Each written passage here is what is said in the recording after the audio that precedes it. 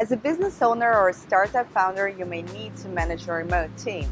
So is it more like a good thing to you, or are you still struggling and find a lot of disadvantages to it? In this video, I'll share 6 tips how to manage your remote team like a pro. Hi, I'm Carolina Von. I've been managing remote teams since 2012, long before the pandemic. During the last couple of years, however widespread it became, and most companies all over the world were forced to start working remotely, and most business owners and startup founders had to face this, that they need to manage a remote team.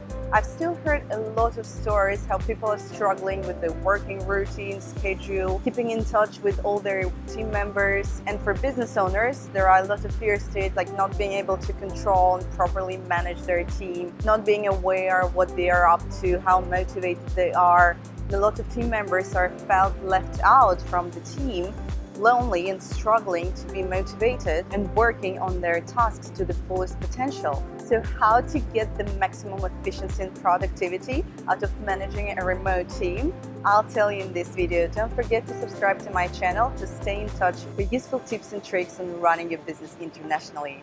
So one of the most important mistakes that people fall for is treating your remote team differently from an in-office team. If you don't do the normal things that people in office are accustomed to, then it would be very hard to manage them, and they will feel left out and not being able to work to their maximum efficiency. So the first thing you can organize is regular calls, say weekly or monthly. Depends on the size of your team and the specifics of your business. For most areas, one weekly call with all team members, if the team is not bigger than say 10 to 15 people, is optimal. Then all of the team members can be aware of what all the other team members are working on, what their results for the current period are. For example, what they were working on last week, what their goals for this week are. Normally, if you have a team, say 2 to 10 people, they can super quickly share about it, like 1-2 minutes for everyone.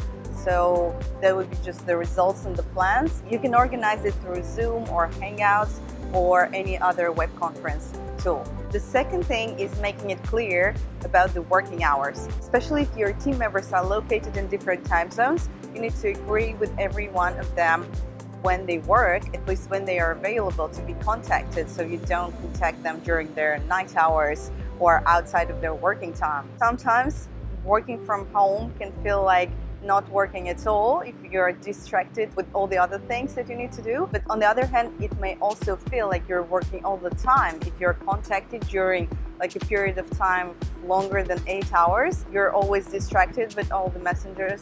The third important thing that is often missed out for remote teams is team building events. So you can organize calls, web conference, online calls in Zoom or Hangouts to actually communicate and interact with your team outside of work-related topics. You can organize something fun like quizzes or playing games or I don't know, poker or anything else that could be educational or entertaining events, and you can still do it online. And it's very important because then the team members will feel that they are part of the community rather than just a separate remote person not connected with all the other team members. The next thing is reports. You can organize a very easy reporting scheme for you that is the best fit for your business. It could be a quick email, like what the person was working on during that day or a week. Depends on what reporting period you set.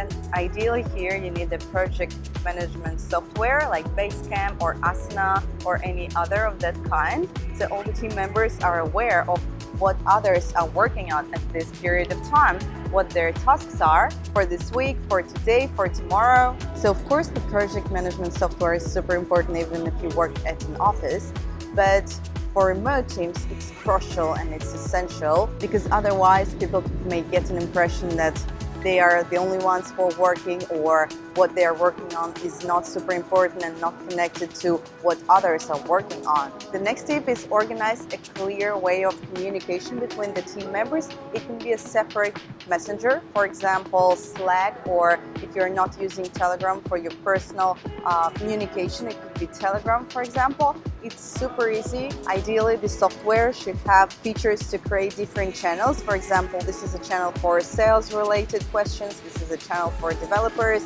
This is about mobile apps. This is about design. And then you can add the team members that are working on this specific task to these channels, and they can interact inside, and it's also not messed up with your or their personal messages like in WhatsApp or Facebook Messenger or whatever else you're using for your personal communication. And as last tip, for larger teams, say if you already have more than 10 or 15 people, it would be also useful to organize specific work calls within departments, also on a weekly or monthly basis, depending on your specifics. So during the weekly or monthly calls for all team members, if you don't have enough time to dig into details, the team, like the department working on specific tasks, could have their separate call where they would also discuss their weekly or monthly goals to work together in a more efficient way. So these are the basic tips to make sure you're managing your remote team effectively.